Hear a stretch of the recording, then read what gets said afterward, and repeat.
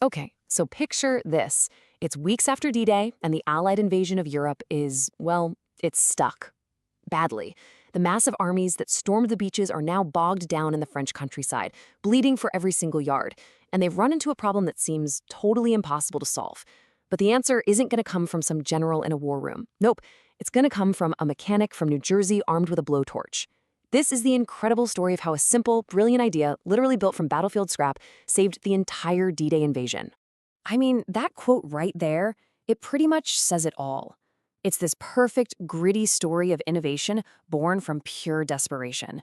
It's all about how one guy, with what everyone thought was a completely crazy idea, just completely changed the rules of the game.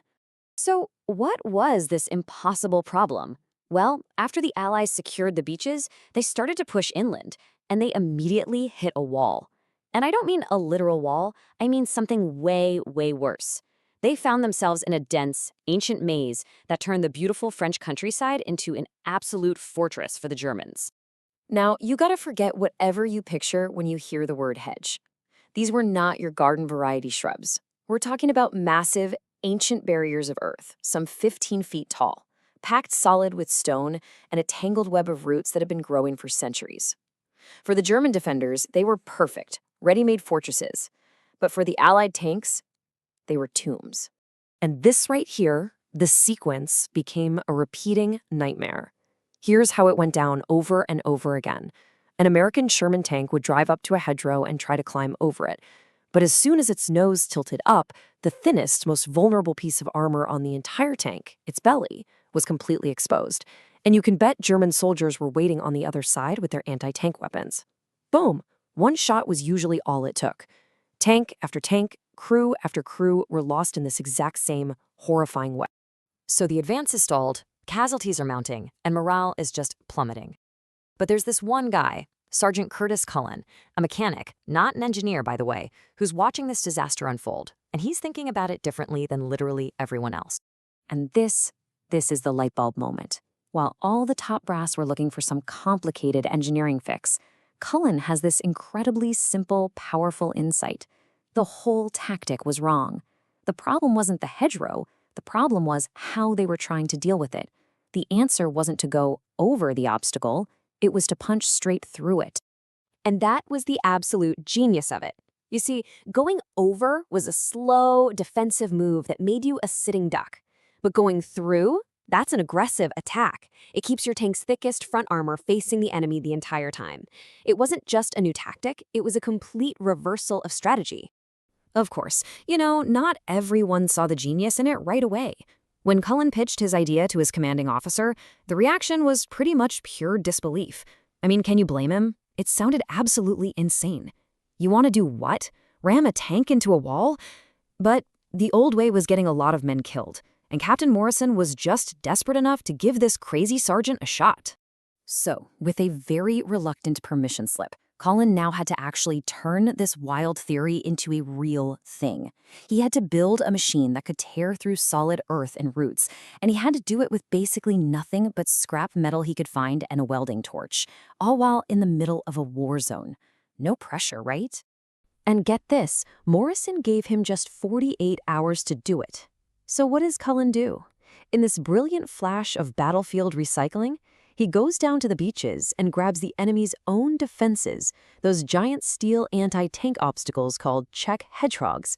He and his crew cut them up, sharpened them into massive steel teeth, and welded them onto the front of a Sherman tank. Talk about poetic justice. And the result was, well, let's just say it wasn't winning any beauty contests. It was this strange, ugly, brutish-looking thing. You gotta love the honesty of soldiers, right? But hey, Colin wasn't trying to build something pretty. He was building something to break things. All right, so the prototype is built, the jokes have been made, but now comes the real moment of truth. Is Cullen's mad contraption actually gonna work, or is it just gonna get its crew killed? It was time to find out. They lined up the modified tank, pointed it at a massive hedgerow, and just floored it. And bam, the impact was just thunderous. Dirt and roots exploded everywhere. And then the Sherman just punched right through to the other side, leaving a perfect tank-sized hole. It had worked. It had actually worked. But here's what makes this story even better. A successful test run was one thing, but Culin knew it meant nothing if it couldn't work under fire. So, he volunteered to take his invention into a real fight against a German position that had been impenetrable, a position that had been killing American soldiers for 3 straight days. So as they're advancing, they hit the absolute jackpot of deadly threats. A German Panther tank. We're talking one of the most feared tanks of the entire war, just waiting for them on the other side of the next hedgerow. This was it, the ultimate test. This was the moment. The old tactic would have been to stop, pull back, call for artillery, and wait. But Cullin's invention allowed for a whole new playbook. His order was brutally simple. Charge, go. Use your speed as a weapon and don't give them a single second to react.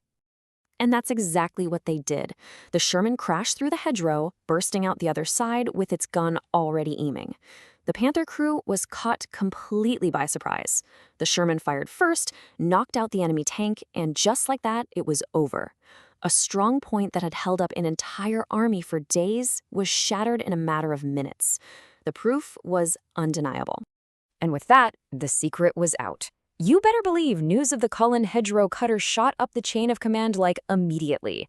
It went all the way to General Eisenhower himself.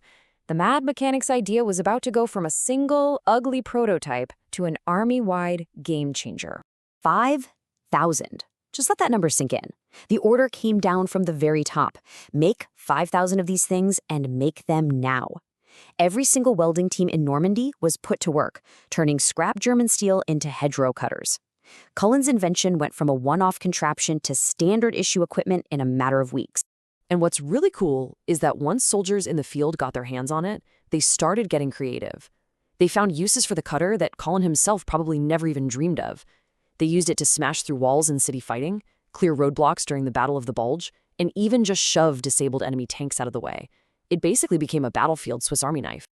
You know, decades after the war, Culin was asked about his invention, and he stayed incredibly humble about it all. He insisted he wasn't some kind of genius. For him, the real lesson of the story wasn't about him at all. It was about being part of a system that was actually willing to stop and listen to a crazy idea from some low-ranking sergeant.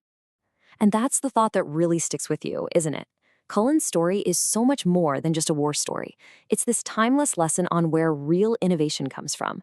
It just makes you wonder, what kind of world-changing solutions are sitting right in front of us today, just waiting for someone to be brave enough to listen to the person with the so-called mad idea?